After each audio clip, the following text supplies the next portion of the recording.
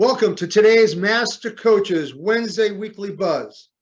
I'm Bob Bertucci, joined by fellow Master Coaches Fran Flory and Bill Walton. The topic for today, NCAA men's volleyball and the championships. To introduce today's first guest and give us a brief history of men's NCAA volleyball, is Master Coach Bill Walton. Bill? Hello, everybody. Welcome to today's show. If you follow NCAA sports, which most of you do, and probably a large number of you women's volleyball, NCAA sports teams are divided into three divisions, Division 1, 2, and 3. With the difference in these schools on athletically related total scholarship numbers and the size and the dollar amount of those athletic scholarships being the differentiating factor. But this is dramatically different in men's volleyball. In men's volleyball, which has existed since 1970, and prior to the 2012 championship, men's volleyball did not have an official division structure, meaning all three divisions competed in the same championship for men's college championship. Since 2013, the men's championship includes members from both Divisions 1 and Divisions 2, with Division 3 having their own championship. This structure differs from the NCAA Women's Championships, in which there's three separate tournaments are conducted, one for each division. This difference is because there are far more women's members than there are men's in volleyball. All schools that sponsor men's volleyball and are members of either Division 1 or 2 can offer financial aid for the sport that is equivalent to the maximum of 4.5 scholarships. Division 1 women receive 12 full grant aids. Division 2 women are allowed the equivalent of 8 maximum scholarships, and in Division 3 is non-scholarship, which is the same as the men's. There have been 53 NCAA men's championships since its first championship in 1970, and this year will be the 54th men's college national championship, and that comes to us from Eagle Bank Arena in Fairfax, Virginia, and is hosted by George Mason University. So without any more history, I'd like to introduce you to our first guest. He's in his second season at Ball State, after previously being a successful coach for 10 years at Grandview University in Des Moines, Iowa, where he went to 7 NAIA national championships, winning 2 and being the runner-up 3 times. He has loads of awards for national, regional, and conference coach of the years. Without any further ado, I give you Donan Cruz, head men's volleyball coach at Ball State University. Welcome, Donan. Hey guys, thanks Coach Fran, appreciate that. Yeah, I know, it felt like we needed to clap a little bit, don't it? After that nice intro. About that, but yeah, thank you for having me on. It's been a really nice transition. As you said, I was at Grandview before arriving here to Ball State, and obviously we're in the thick of our postseason, and getting ready for a match tonight. So just really happy of the opportunities I've had to kind of cross paths with so many different student athletes and coaches. And, now that we're in our postseason and kind of the hot topic right now is kind of what's going on in the growth of men's volleyball and boys volleyball in the country, what this postseason looks like in our NCAA tournament. And just glad that you guys have me on, and looking forward to our conversation here. Donan, you coached at an NAIA school, and now you're at an NCAA school. Could you kind of briefly tell our listeners what the difference for you was and is for scheduling and for championships between the two schools, the two different divisions? Yeah, at Grandview, I was extremely fortunate to have served in some leadership roles for the association, chairing the National Coaches Committee, and had my involvement in selection committee in terms of ranking and how at-large worked. NAI actually just ended their national championship last weekend, and was able to watch that. There's 12 teams that make it to their national tournament, and for us in NCAA now, there's 7 teams that will be in Fairfax, George Mason.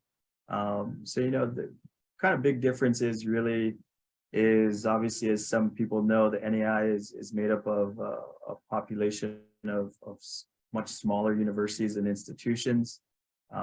Membership has been growing, and I think the most exciting thing for them is they've transitioned when I was there from 6 teams, 6-team tournament field to a 12-team tournament field. They utilize a pool play, 4 pools of 3 teams that then advance 1 team into a semifinal and then a championship. So it's kind of a championship week. Has a little bit more of like an Olympic format. But that growth is pretty significant, and for them to be at 12 teams, I think is pretty cool. And obviously for us in the current league in NCAA Division 1-2, 5 of the 7 are automatic qualifiers from 5 of the conferences across the country, and 2 are going to be at-large bids. And I think one of the biggest conversations around our coaching body is, how do we grow that tournament, and what will that look like? And I think some of those things, to be forthright, I think are not even entirely resolved yet as far as what 2024 will look like.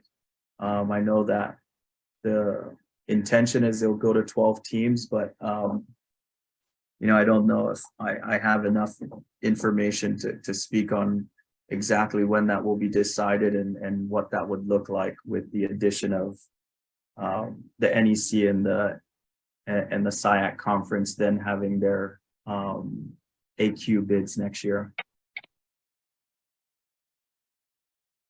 So this year, the NEC is not in it because they have to go 2 years of a championship before they qualify. Is that true of the other conference that just came in? I believe so, yeah.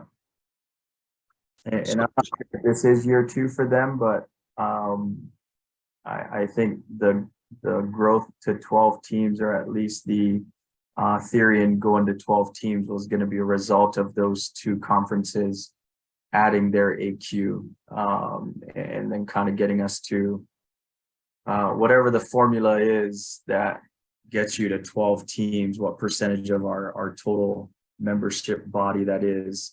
But I think that's what was determined, is with the then or next season with 7 AQs, you could get to 12 and still be within the NCAA, I guess, desired number, to whatever that equation is for the body. Yeah, the NCAA has an equation on the total number of teams that participate during the year and how many can go to the championship. Correct? I believe so, yes. Yeah, that's correct. We went through that with Beach a little bit, and the AQs, the at-larges can't surpass the number of AQs. It's got to be, AQs have to be 50% or higher, I believe, is the equation. Oh, that's good to know. So then my other question for you is, can you give our listeners a little idea? Because I work in club, and every year I've got tons of parents who don't understand the difference between an equivalency and a full scholarship. And you're dealing with 4.5 scholarships in men's volleyball, an equivalency of 4.5 scholarships. Can you kind of explain how you use 4.5 scholarships to get, 10, 12 guys on a volleyball team? 10, 12, or 21. It kind of depends on the institution and then, quite honestly, the kind of the role that volleyball plays and having men's volleyball plays on that campus. But yeah, with 4.5, that's the max you could allot, and that's 4.5 times the institution's cost of attendance. And then that will give kind of the program what the amount of money they can give out between stackable aids, so combination between athletic and academic. Thankfully for us at Ball State, we're funded at the 4.5. I know a handful of programs that are not. So it makes it really challenging. I think there's some teams that, depending on what kind of academic profile of an institution they are very clear that they're trying to recruit athletes that meet the academic profile. Maybe can get some money through merit aid scholarship, which allows men's volleyball teams that are giving out men's volleyball scholarships to be able to break that money off and kind of spread it through the team as best as you can. So it's not very common that you see a men's volleyball player that's on an entire full ride at an institution. I think it definitely exists. But like you said, you're trying to field a team of 12, 16. In our case, we got 21 guys on our roster, and you try to do your best in managing that. Our conference obviously has some Division II schools in it, and having been at an NAI institution, which profile-wise is a lot similar to a Division II, some of those schools are, use men's volleyball as an opportunity to stay healthy in enrollment. And you'll see some of the certain Division II schools, maybe they got a recruitment goal, and sometimes they got to be a little bit more aggressive with their rosters, which I think is a great thing because it creates opportunities for all these boys club volleyball players that want to play ball and continue to have this student athlete experience collegiately. But that's kind of in a more simplistic way. That's sort of how the 4.5 is spread out. Each coach has their own philosophy on how they disperse that money, but it's not the easiest scholarship allotment when you're trying to recruit a high-level team.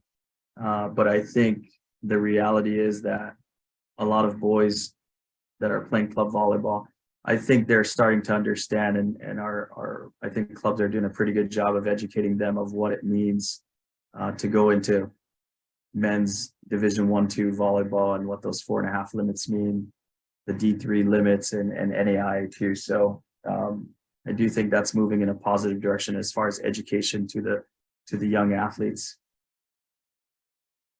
Right. Hey, Donan, it's Fran. And, Ball State is in the MIVA. For our listeners, I know you're aware of that, Midwest Intercollegiate Volleyball Association. Can you give our listeners kind of the breakdown of who's in that conference? What are the teams? What schools are in that league?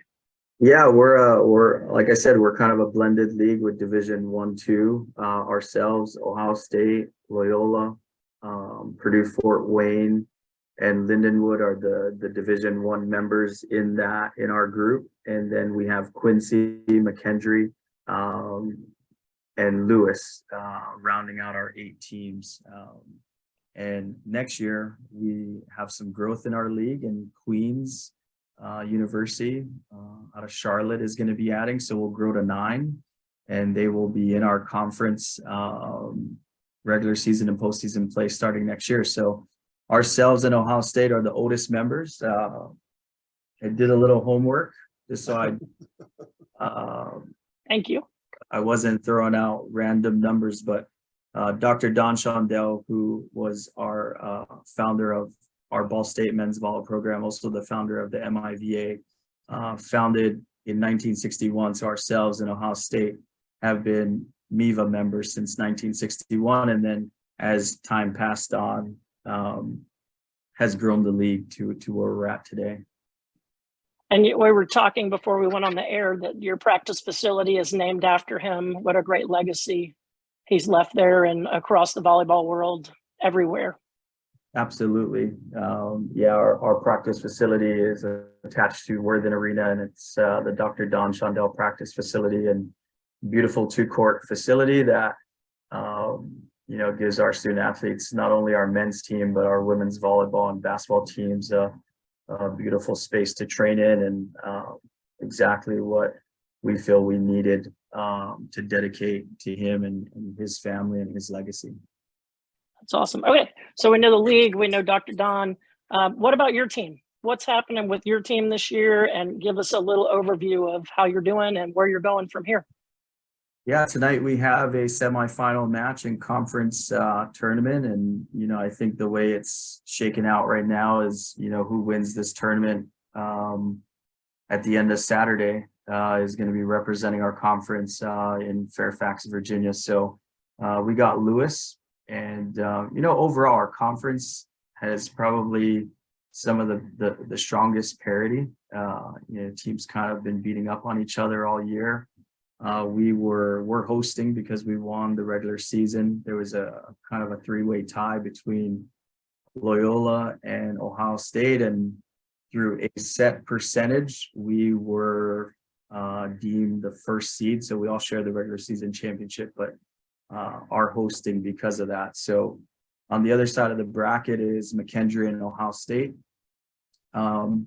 But I think we've been playing good lately. We kind of were trying to figure some things out. We went on a really tough road trip out to California, kind of in early March, and played Long Beach, Grand Canyon, and UC San Diego, and was kind of pushed to the limits there. And it was kind of a funky travel. Whoever set that up, I don't know if they did exactly what we were doing on that trip, but I thought we kind of took on as much as we could in terms of like being in another environment, getting from point A to B to C, and then getting home. But I think after that trip, we kind of became a little bit more aware of who we are as a team and the things we needed to get better at. And then since then have been on a really good run. Despite dropping to Ohio State in Columbus in 5, we've really got into a good rhythm, and I think we'll be able to carry a lot of that into this evening. Sounds like you're excited, and I know you have a big match tonight. So you made the comment, I think the team that advances to the championship will be the champ. Is that not an automatic qualifier, the conference champion? That will be our AQ, but I kind of was implying that there'll most likely only be one NEVA team getting in there. I don't think we're going to be a team in the conversation for an at-large bid of any kind based on some RPI and just how our conference did against other top-ranked teams. So, yeah, whoever wins on Saturday, that will be the team representing the NEVA, and I think that's just kind of like a common sense thought process there, but hopefully it's us. And I think Ohio State's good, McKendree's good, Lewis is good. As we said before, we got on the call too. At this point, anybody can win. I mean, everybody's showing up and playing to win, and as they should be. And I think it's going to be a battle tonight, and we do a great job of producing matches on our ESPN3, ESPN Plus. So hopefully people can tune in and check it out. So you spoke earlier about there's 7 teams in the championship this year again, with hopes of expanding in the future. What needs to happen with your team for you to be that? Who needs to play well? What needs to happen? What part of your game needs to really thrive for you to advance? Well, I feel like we're a really good block and defense team. We really create points off of playing well at the net, blocking wise, and passing. It's been the staple of so many teams, but for us, it's the piece of our game that allows us to maximize the arms we have on our team.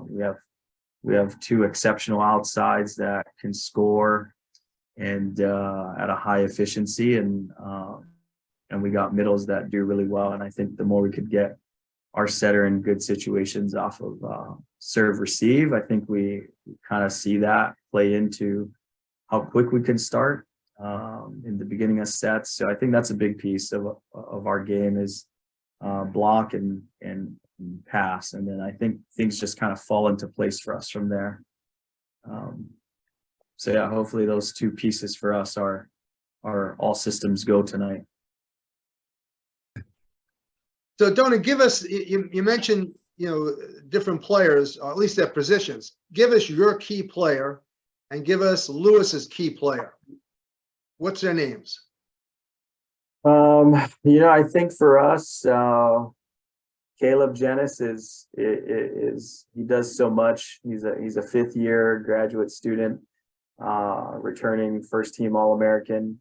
And, we all know he can play volleyball, but, he stepped in as a leader this year to really kind of help the group stay focused on a team that really lost 2 strong leaders.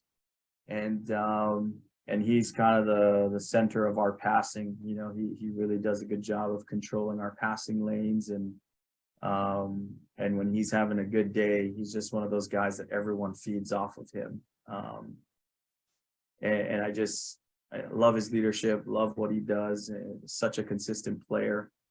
You know, Lewis is, I think what makes them the scariest is who you're asking me changes depending on the match.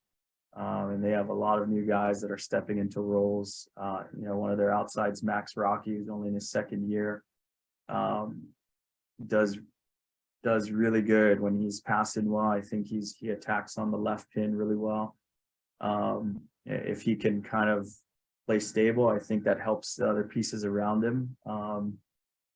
So that's a good thing and a bad thing, that they have all kinds of guys that could get hot, but you know, I think that's what their season has been. So hopefully no one too hot tonight, or one guy. They don't need 3 or 4 guys getting hot tonight.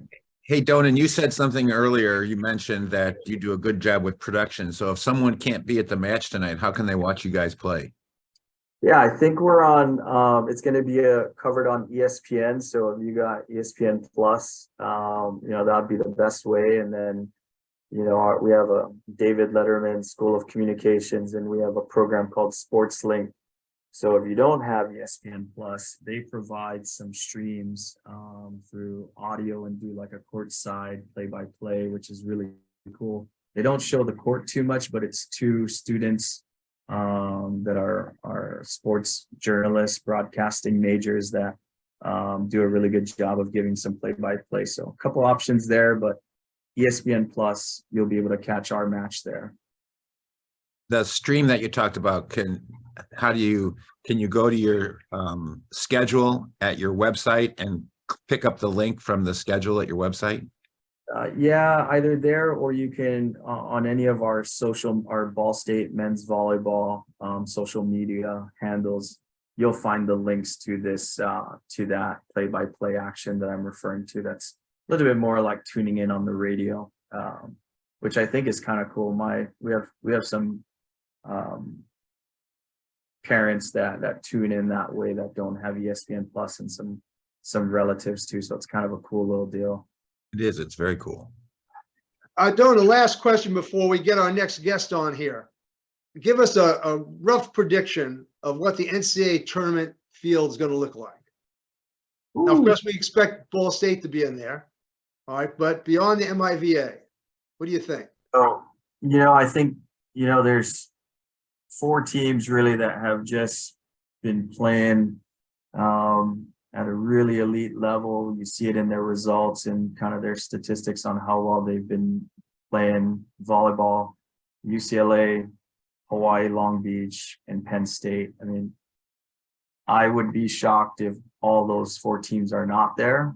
You know, I think in the Big West, as long as those 2 teams kind of advance and see themselves in a final,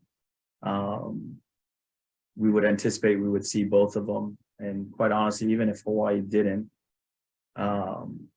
advance into their final, I think they're in a great place. But yeah, those 4 teams are just so balanced. I know Ohio State went on the road and beat Penn State. But despite some of that, Penn State is they're just such complete teams.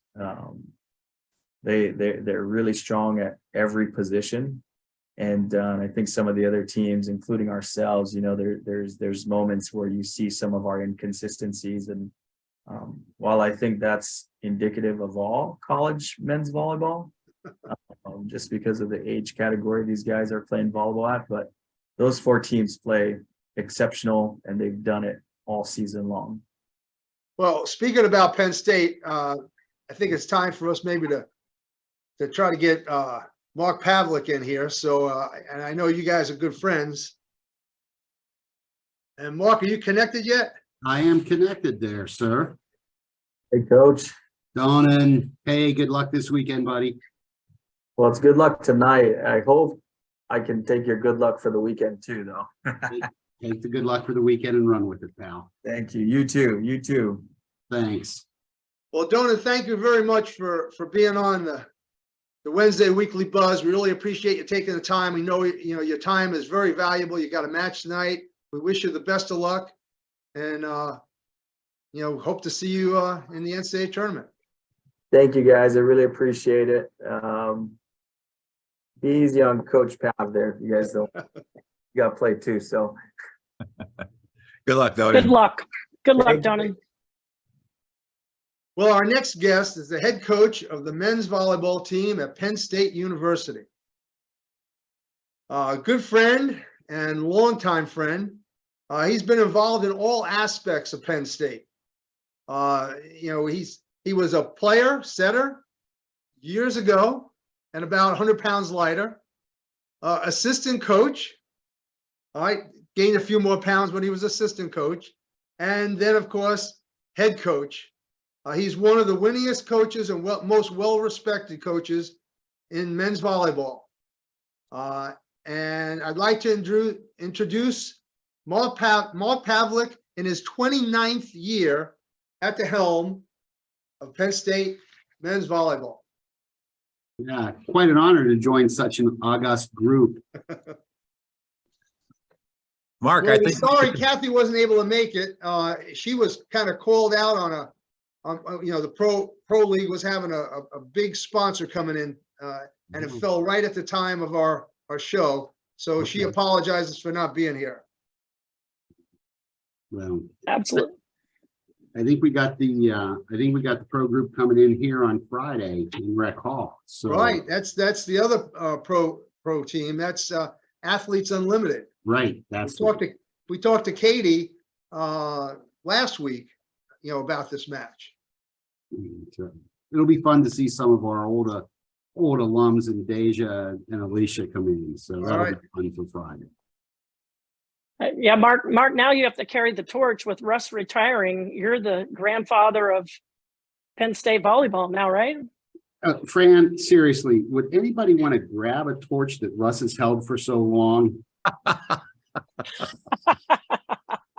I don't think so. I understand. I understand that better than you understand. I don't know about that, but anyway. All right, it's great to chat with you. Hey, Penn State's in the EIVA, which is the Eastern Intercollegiate Volleyball Association. Can you give our listeners a little bit of history to the conference, and who are the present members, and do you expect any changes, any additions or changes? I think the guy to ask about the origins, I think Bob Bertucci started it all.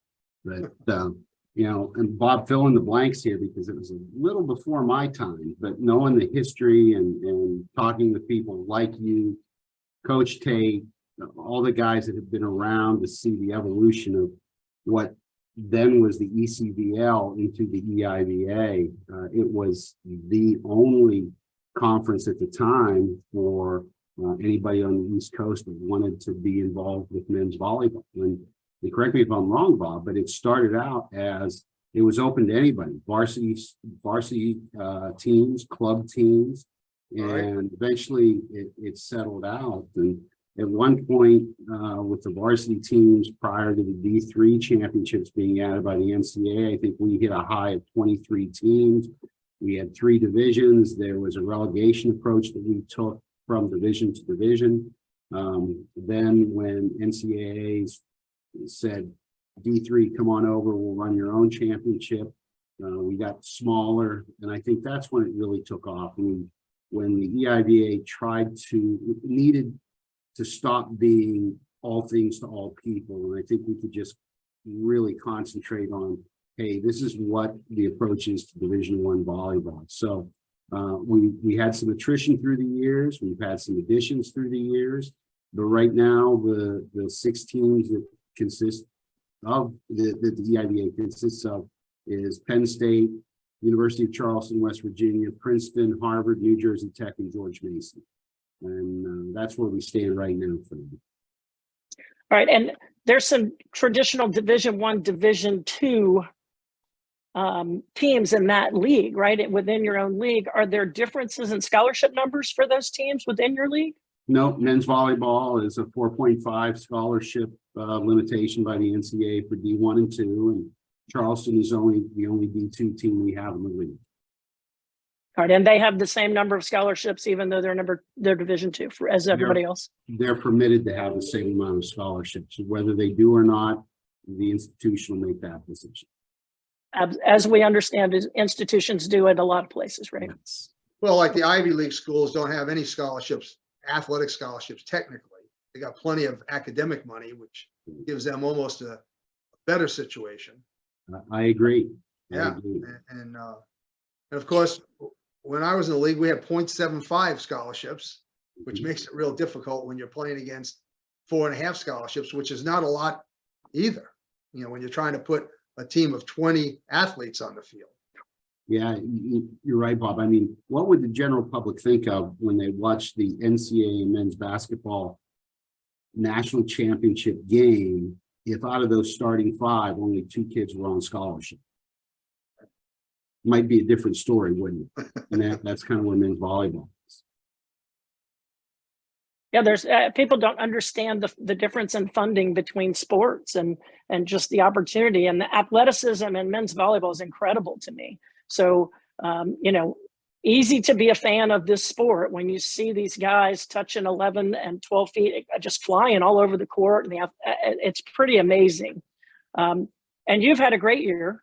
Congratulations thus far. I know there's bigger plans ahead, but can you give us an overview of where you are and how you've gotten there and who's brought you there? Well, we've been blessed with having a crew of kids that have played together for the last 4 or 5 years. And, you know, I think the COVID exception has benefited a lot of teams, not just ours, by bringing back those older guys. Been there, done that. They have all the T-shirts, and they know what the competition at this level is about. And we've been fortunate to have 3 of them on the court for us for quite some time now, and Brett Wildman, Cal Fisher, and our setter Cole Bogner. And they've just kept maturing into their roles, and it's been a great year for them. The schedule that we've played, we've tested them. I think we're 6-2 against the top 10 teams in the country. And we put them in situations where they've got to rely on their ability to play volleyball than the opponent's ability not to play volleyball. And I think that's a huge step in the men's game as you're evolving a team that you gotta earn points. And if you're getting points because they're being handed to you by a team that will give you those points, it's not going to help you in the matches you really want to win at the end of the year. And I think this group has taken that and run with it really well. We have a couple of young kids, one young kid, in his 3rd year, Toby Eziona, who is out of New Jersey, that we saw and recruited because he could do some things that we can't coach. Touches about 12'3", 12'4", has about a 73 to 74 inch wingspan. And really, I believe his best volleyball is still going to be about 5 to 7 years ahead of him. He's a newcomer to the game, but he's figuring things out on the collegiate men's level, better and better as the year rolls along. So we couple him with our first year libero and Ryan Merck, who was just named freshman of the year in EIDA. We've been blessed over the course of our existence to have some awfully good passers come to mind: Jason Kepner, Ricky Matei, Dennis Del Valle. Merck is just as good as any of those guys, and for a freshman to come in and handle the serving that he has seen, that's been a big reason why Bogner's been able to run the offense and be athletic as Cole can be at the setting position. That's awesome. And interesting that you brought up the COVID year, because, you know, your guys with that limited scholarship number, a lot of them are paying their way or finding creative ways to pay, and just a testimony to their love of the game and their sport, and obviously the love of your program. So that's certainly a huge thing for men's volleyball and specific to your program. Is that the case? A lot of programs or a lot of people using that extra year? Yes, I think that has been. I mean, I think next year is the last year for the COVID exception. I mean, next year will be the last year that we'll have so many 6th year and 5th year guys on rosters that then after that, it'll be interesting to see what the unintended consequence was from us having guys in our gym that we had planned on having to replace, not replacing them in a year, and what that has done to our recruiting cycles as a group. So it'll be interesting over the next couple of years to see the ramifications of now that we're coming out of the COVID situation. Yeah, a whole nother issue. Whole other set of program. issues. Yeah, a whole nother. I don't even know how to put that. But all right, so this weekend, am I correct in saying you're hosting your conference tournament? We are. We're about an hour and a half or 2 hours away from the opening match between New Jersey Tech and Charleston. And then the later match of the evening is Harvard and George Mason playing. Princeton will get the winner of the first match tomorrow in their first match. And we've got the late match against that Harvard George Mason. Awesome. And how do you determine, how is that host site determined in your league? If you win the regular season, you have the first right of refusal of the host.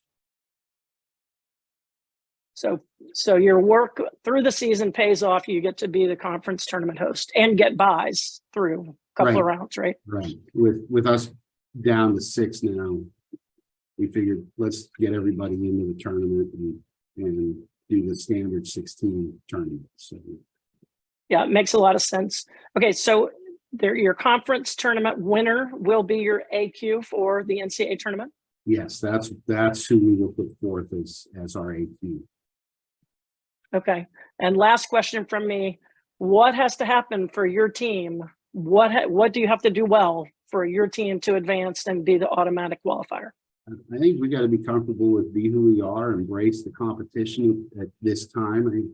I think there was a little bit of, I've been around teams where they get to this point of the year and all of a sudden the scoreboard starts to become more important and they can talk themselves right out of playing well and right into, oh my God, we shouldn't be at this score with this team. We've got to do something different.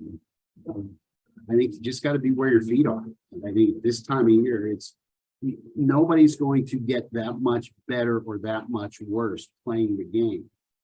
But you got to be willing to play the game and take some punches and give some punches and understand that's what competition at this level is about. And if we do that, if we do the things that we've done all year long, I think our passing and serving has been our saving grace the whole year long. I think if we do that, we're going to put ourselves into situations where in some of the sets we're going to have a pretty good chance to win. Hey, Mark. Should we tell people we used to play against each other? Yes, but you can also say that I don't think I've ever won those. Well, thank you. Question. A lot of our viewers don't get to see much men's volleyball. Can you kind of give us some key matchups for the entire conference tournament this weekend? Things that they might want to tune in and watch for, and how they might be able to tune in and watch. Well, I know for the EIVA tournament, Big Ten Plus has removed the paywall. So anybody that wants to watch the tournament, all the matches, log into BTN Plus, and I'm sure you can find the links that'll bring up the EIVA tournament. So no cost to anybody. Thanks to the Big Ten Network for doing that and helping the EIVA out to get men's volleyball. But matchups. You look at New Jersey Tech and Charleston tonight. Charleston has one of the better setters in the league, Diego Villafane. Diego does a real nice job of keeping them in system when their passers are trying to get them out of system. But he's got some pretty live arms, and Hoj Babel and Jared Schnicker at the opposite spot, and Lachlan Bray at the other outside hitting position. Those guys have taken some key swings for them all year long. Their libero is probably one of the more underrated kids in the EIVA. He does a pretty nice job of getting his passers in the right positions and handling the first contact. New Jersey Tech has had a year that has just been absolutely miserable for anybody to go through. They've had injuries to key players at crucial times during the year. I think they're just starting to get healthy, which makes them dangerous. But you've got You got Meisner at opposite, a big German outside or opposite that just can bring. He is a handful. The Chavarria, their middle. Martin is a pretty experienced middle player, and he has seen more than most kids have forgotten with his international play. And then Alessandro Negri on the outside from Spain, nice outside hitter. He's going to put balls away. Roque Nido is their setter from Puerto Rico. Again, will get his hitters in situations where they can take good swings. Carson Williams is the other middle for them. Does a real nice job there, kid from New Jersey. And Jens Feldfuss is their other outside hitter who's been around probably as long as any of our old guys have been and can pass the ball pretty well. These guys have played together. If they're healthy, they can be a handful. So that first match is going to be a good one for me. And then Harvard Mason just returned from playing Harvard twice up in Cambridge this weekend. They took both matches 1-3, 1-4. Jay's got Omar Hoyos, who's a strong outside hitter for him. Spent some time with the Puerto Rican junior national team and national team. Omar's got a big arm. You also have Jack Bowles at opposite. They've kind of been together for the last 2 or 3 years. I think those two can, if they get hot, they're a tough tandem to control. Little and Peters in the middle have kind of held that down for them. They're going against Harvard. Barden, their Harvard setter, is one of the better setters in the league. Lefty, 6'6", athletic. Just he's fun to watch. Their middle, and why am I drawing a blank? Smith, Ethan Smith is one of the better middles in the league. He does some things. Their outside hitters have been steady for them. They'll take some good swings. It'll be interesting to see which of the two teams tonight believe in their physicality the longest, and which team can score from behind the end. But we'll get the winner of those guys tomorrow night, and we'll see what happens from there. Wonderful that BTN is going to carry you guys with no cost. That's outstanding. It's just, I thank the people here at Penn State that understand how important these things are to the men's volleyball world, and help us get the game in front of more and more people. Will the World Volleyball League pick up the matches too? I don't believe so. I believe they- it's just BTN. Because they carry BTN. Then you may know more than I do. That's usually has been the case. Yeah, they're partners. I just don't know if they're going to. They carry the women's. I just don't know if World Network's going to carry them in. Anyway, Bob.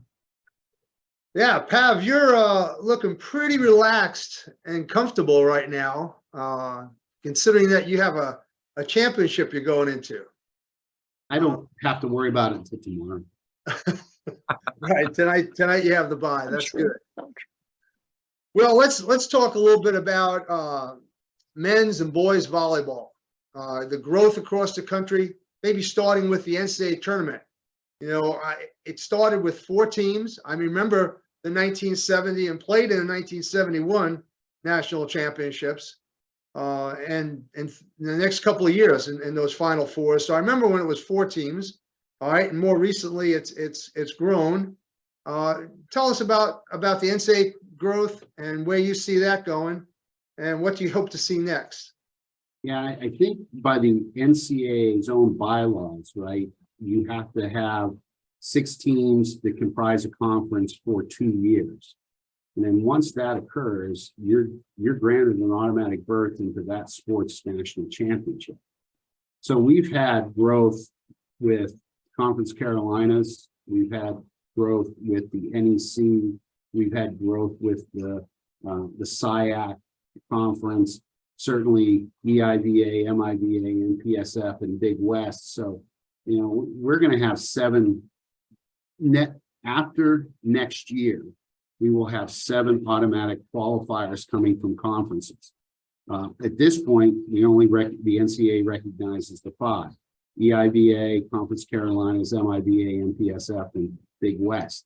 So they get the qualifiers, and then in their infinite wisdom, let's add 2 more as at-larges to go to a 17 tournament, which may sound a little unwieldy, but we've been doing that now for, I want to say, about 4 years, maybe, and we'll have the tournament structure that the 6th and 7th seed will play each other at Mason on Sunday.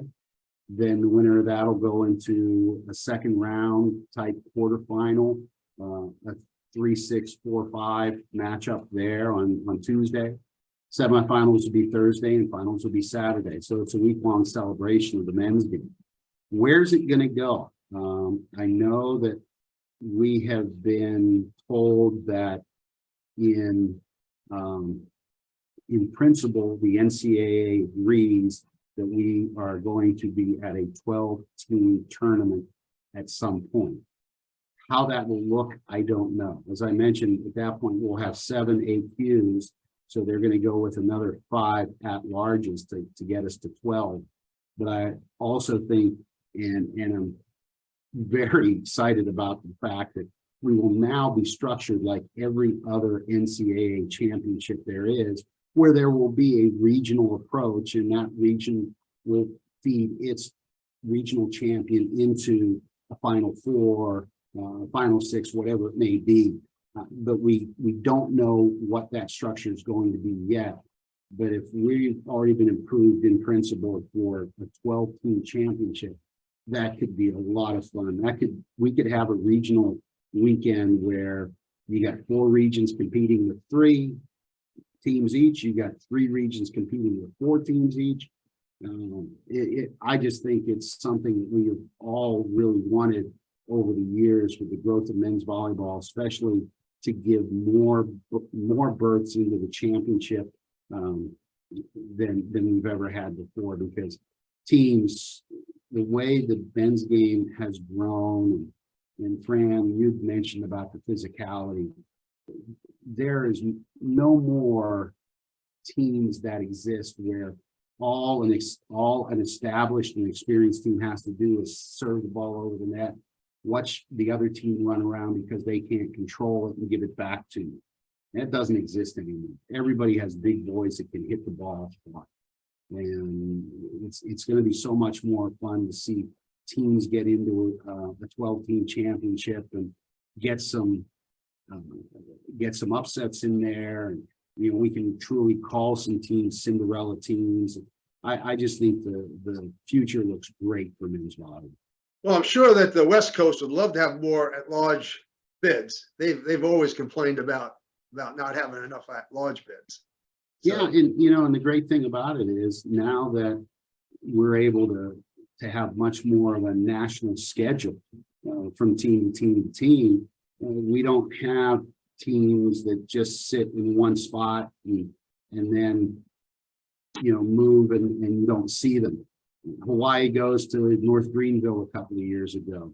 We got teams going to Texas to play each other. It's so much better than it was when the MPSF had 13 teams and they were all locked into a double round robin and couldn't go anywhere except maybe on a spring break trip or have a team come in. So now we're getting a lot more cross country play, and everybody, it's not just east going west that has to worry about how you handle the travel. It's west coming east. So it's starting to become more a national type sport than just a sport where at the collegiate level you're locked into some regional play and maybe occasionally you get out of that region.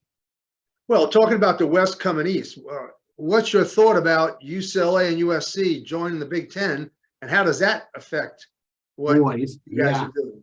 I'm real excited about that. I think like most institutions and conferences, Big Ten is certainly going to worry about football and basketball and probably women's volleyball first. But just the excitement of knowing that we've got 4 teams already in the Big Ten with SC, UCLA, Ohio State, and us, can we get 2 more teams? Can we go the route that men's ice hockey has done and naming Notre Dame as an associate member for ice hockey, naming John Hopkins as associate member of the Big Ten for men's lacrosse? Can we do something similar to that? Can we name some schools, or are there schools out there that not only are interested in helping further Big Ten men's volleyball, but the Big Ten would be interested in having a relationship with at some level?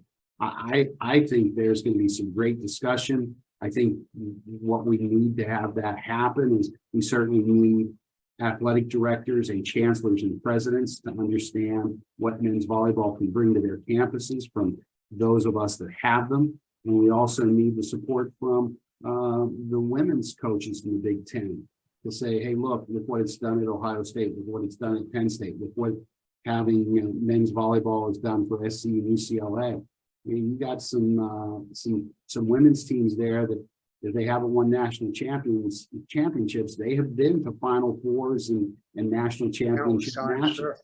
So I think I don't think it's anything. I don't think it's a coincidence that men's and women's volleyball, when they exist at the same institution, help each other. I think that is a true building block that occurs, because I think those of us that have either or understand when the other one comes in, it's the nature of our sport, right? It's the people that are in it.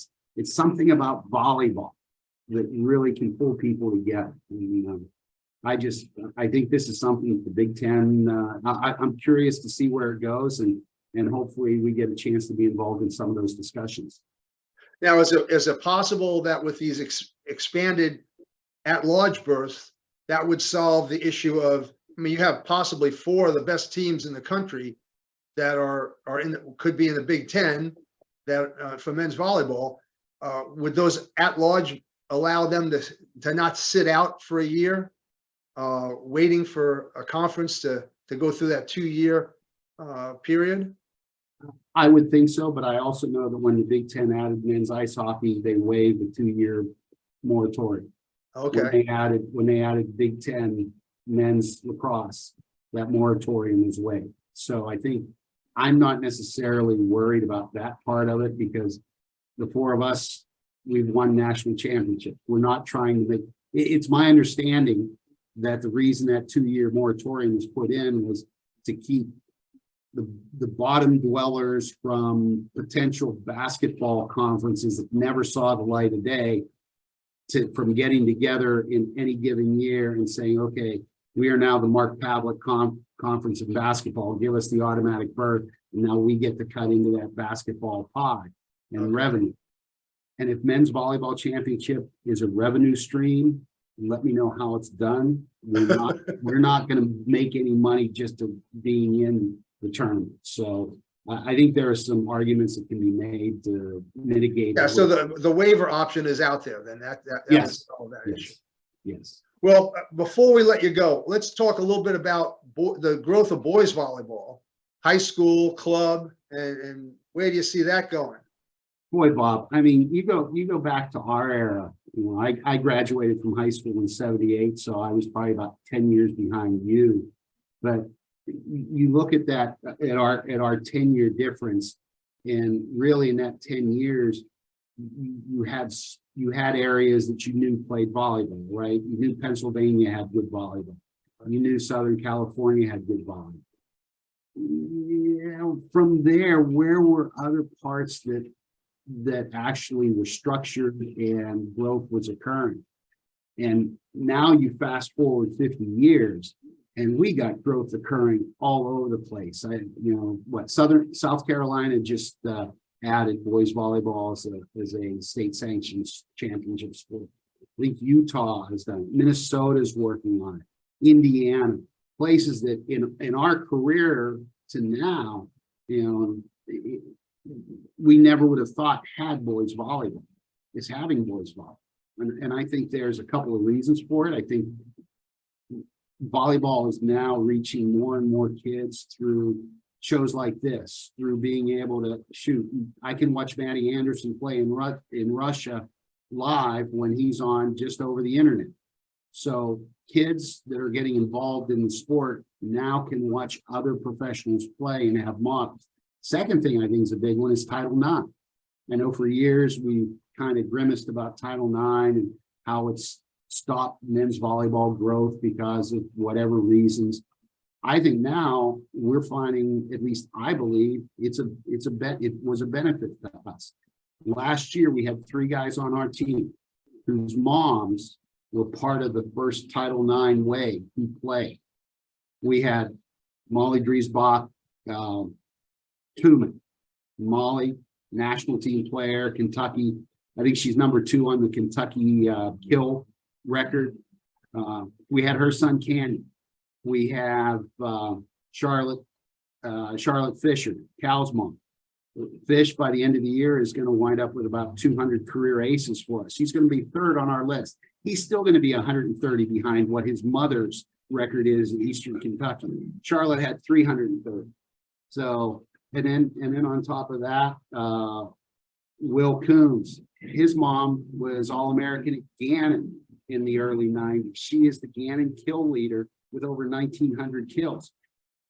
I am of the belief that over the next 10 to 12 years, we're going to see more moms who achieved at a high level on the court, who have daughters and sons. They're probably taking their daughters to the tournaments and they're dragging their 8-year-old sons behind them, and their sons are looking at their daughters' friends at 12 and under and saying, yeah, I can pepper with you. And then all of a sudden they fall in love with the sport. That's the first time I heard that take. That's great. I think that we're going to see that across the country because of everything that's been done with the women's and girls game. And in this era of parenting, it's no longer, hey, who's picking you up at 8 a.m. to take you to the tournament and dropping you back home? Parents are going, families are going, boys are being, at least they're seeing the game at a young age. And, you know, you sit around at those tournaments all day, whether you got to do something. So I think that's one of the benefits that we're going to see from the initial wave of Title IX and the women that bore that banner. I like that take. I like that take. That's the first time I heard that take. That's great. And it's true. It really is. Well, Mark, I want to just thank you for coming on. Really appreciate it. It's great to see you again. You're looking good. And wish you the best of luck this weekend. It's great being with you guys, and anything else we can ever do, don't hesitate to call. I appreciate it. See you. Good luck, Mark. Thank you. Good luck. All right, group, I guess we'll transition into the buzz reaction. We only have about, 3 or 4 minutes to go there. I thought that last comment, I never thought about Title IX actually ending up eventually benefiting men and boys volleyball. But what he said makes a lot of sense. Well, if the mothers played volleyball and they have sons, the mothers are making their sons play volleyball. I mean, Litchke is the setter at Stanford. And yeah, that's true. His family's all about women's volleyball, and he ended up being the starting setter at Stanford University. And I think that when you go to a men's match and you look around the arena, there's a lot of women whose sons are playing. Carter Castile set for the men's club team at Baylor, and his dad and his mom are both women's volleyball people. So I think that he's right, because it expanded for the women. The women now will make sure their sons get the same thing that they got. And I think that when you empower women, that usually things get done. I would agree with you, Bill. Of course, I'm going to agree with that. You know I will. But here, I want to take it a little different. So when I was still coaching about 15 years ago, all of a sudden, it used to be back when you guys were recruiting and in the gym, it was moms and daughters only. And about 15 years ago, I started noticing that it was dads and daughters. And it was suddenly cool for men to be with their daughter with volleyball. And that was different. That wasn't happening. And so now, because mom and dad think volleyball is a sport that deserves some merit, now they're, letting the guys and their sons play. So I think they're getting some empowerment, certainly from the women that carried the torch, but also from the dads that are saying, hey, it's okay. You don't have to be a football or baseball or basketball or soccer guy. You can go play the sport. It's physical, it's fun, and it's amazing. So I think there's another layer to that as well. Yeah, I would agree. And I think the other thing that you're seeing is I hear it all the time when I'm in the high schools with the clubs. The boys are like, how come there's no place for me to play? How come the girls are the only ones who get to play volleyball? And that is kind of what's pushing the addition of high school volleyball. The boys want to play volleyball because the girls are playing. They're like, well, it's almost like Title IX in reverse. How come I don't get the same opportunities the girls get? And so it's a growth spurt that we're happy to see happening. That's for sure. Well, let's talk a little bit about next week because we're almost out of time here. We have 2 more guests coming on next week, and we're switching from men's volleyball to beach volleyball. We have Hector Gutierrez. Did I say that right, Fran? I believe so. TCU, and Dane Blanton from USC coming on for our next week's show. And we'll kind of jump into and explore, beach volleyball. And Fran, I know you've done a lot with that, so it'll be great to have you, weigh in there.